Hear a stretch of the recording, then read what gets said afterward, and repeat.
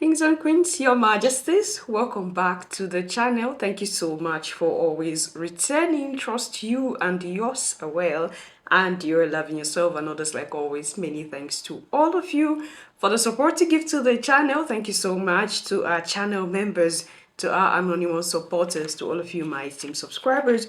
You are loved, celebrated, and appreciated. All right, Majesties, we'll get straight to the point. Now, there have been some debates between Africans on the internet about this whole 58 million US dollars corruption versus the 12 million US dollars corruption. And this debate is between the outgoing president of Ghana, Akufo Addo, and Ibrahim Traore, that we all trust, we all believe in, and we're all happy about what he's doing in Burkina Faso. Now, why did this come up? Do you know that up until this time, there are Africans who still have a feeling that it was wrong for Ibrahim Traore and the Sahel leaders to take over power from the civilian leaders. Some tag them as tyrants, some tag them as, dictators. And do you know why this is still a debate between some melanated people? Because the West have said they are not going to accept the leadership of these Sahel military leaders.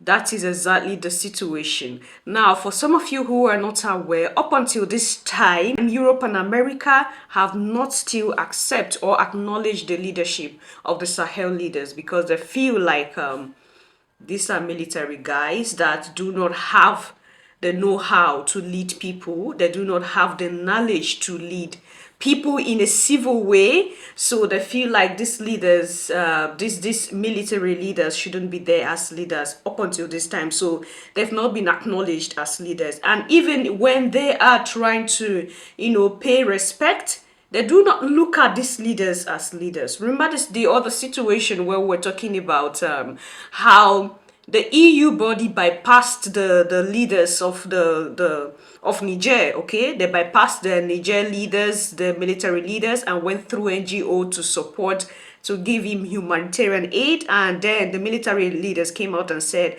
we are not accepting this aid from you because you bypassed us. You didn't acknowledge us as you should.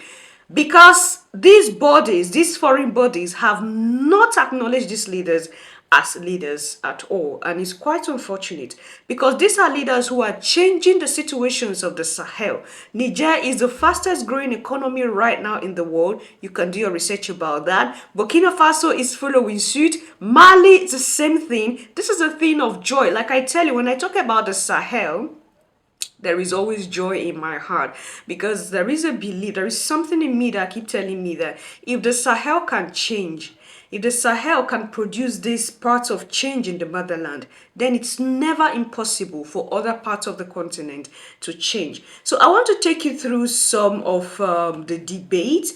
Like I said, it's been circulating on the internet that Akufo Addo Akufo Addo said he used 58 million US dollars for the foundation of a church. Now, that is what is making me uneasy. Okay?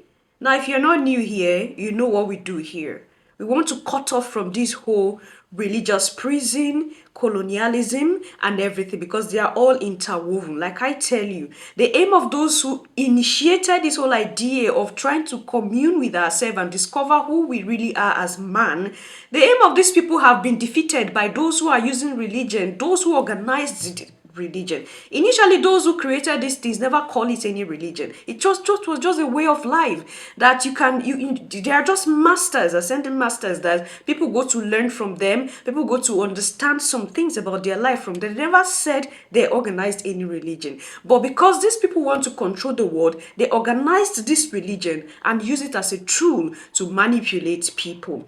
Now, a president of a sovereign nation, that of course there are people in Ghana, like he can elevate the living of Ghanaians with this huge amount of money. But he felt like the best way to do this is to begin the foundation of a church. So he said he spent 58 million US dollars for a foundation of a church. And do you know what? Since Africa's head is a church, a building where people of God go to gather, they wouldn't have any question. You see where he got people? They wouldn't have any question. But there are some people who are criticizing this whole thing. You can as well develop a factory with this amount of money and employ our children. Okay, you can as well do some other things with this 58 million US dollars, and it will go a long way in helping the economy of the Ghanaian people. But no, you chose to go develop a church. Like I said, just a few percent of people that have this notion. Majority of them are happy that they have a foundation of a church building going on by their outgoing president. Now, there is another debate on the other hand that Ibrahim Traore spent 12 million US dollars in developing a factory. So tell me, because you see, when people don't really want to see anything good in you, no matter the goodness you do, they will still tag it as evil. So that is humanity for you. I'm going to take you through the video clips soon, but I just want to prepare your mind that this guy, this young president of Burkina Faso, Ibrahim Traore, developed a factory, a tomato factory. Right now, Burkina Faso do not import anything tomato paste. They produce their own and are looking into exporting. Is a multi-million dollars a factory that's Ibrahim Traore have developed. And guess what? This factory has been able to give job opportunities to thousands of Burkinabés. Like, when you go to the streets of Burkina Faso, you see where young men and women, both old and young, they go to the picture of Ibrahim Traore and outrightly hug the picture. Like, they hug the picture. For those who are not able to see him and appreciate him, they go to his picture, they kiss his picture, they hug his picture, they appreciate him through the pictures. These clips are going viral on the internet. Now, I want to take you through the factory process, development and everything, and then we'll take it up from there, Your Majesties. Yesterday, I opened up the cathedral, and I'm setting this record straight. They can come for me as they wish. I had to break the gate to allow people enter in there to go see what is happening there, because it is hurting that 58 million US dollars has been left in a pit and nobody cares about it. The chief of staff, the speaker of parliament, including all the parliamentarians, they have allowed this to be happening. Is it not the same president that told us that he's going to protect our money? I shall protect the public purse. Is it, fellow Ghanaians? Was I the one that said it? Is he protecting the public purse? The public purse is there. Maybe the president has been driving around, and because he's in a tinted, Land Cruiser, he does not see what is happening there. The gate has been opened. He should drive through and go and see what 58 million has been used for. Tell me, if you're a fellow Ghanaian here, and you gave your money for somebody to build a project for you, and after 2-4 years you come to the site and see what is there, would you be happy? Come and crucify me for that.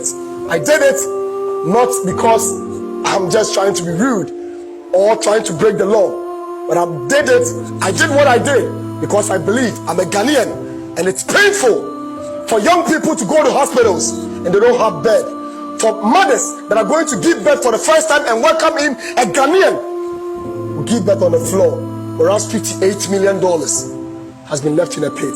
Tell me, if you're a Ghanaian, that this does not call for an uprising. The first cans of tomato concentrate made in Burkina from the tomato processing plant in Bobo Dioulasso, Burkina's second largest city.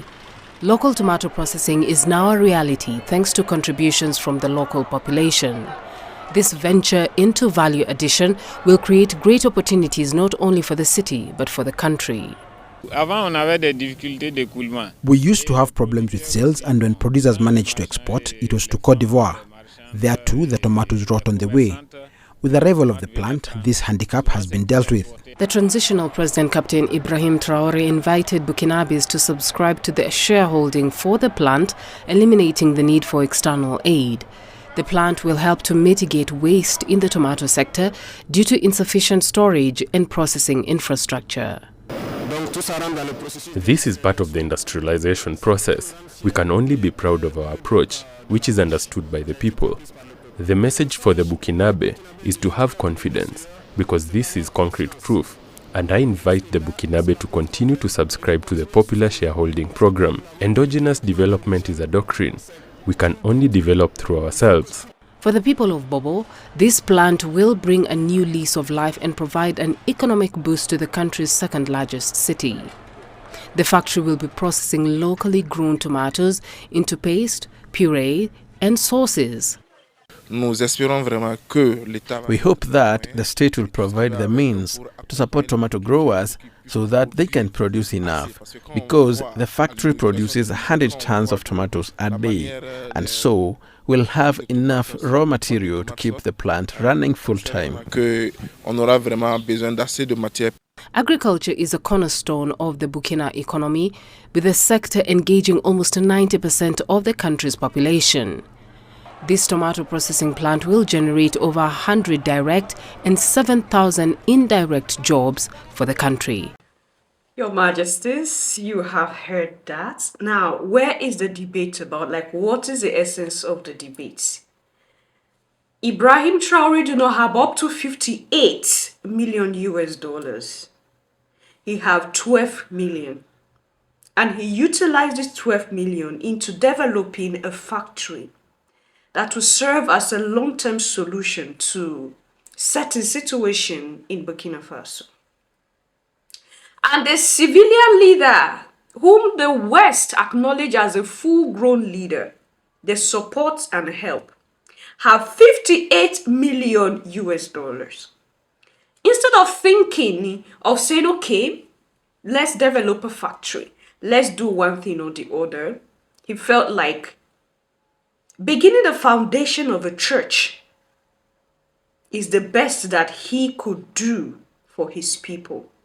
Now tell me, how do we, what is even there to debate about? Is there any comparison here? Is there any comparison here? If there is any corruption done, it's obvious where the corruption is coming from.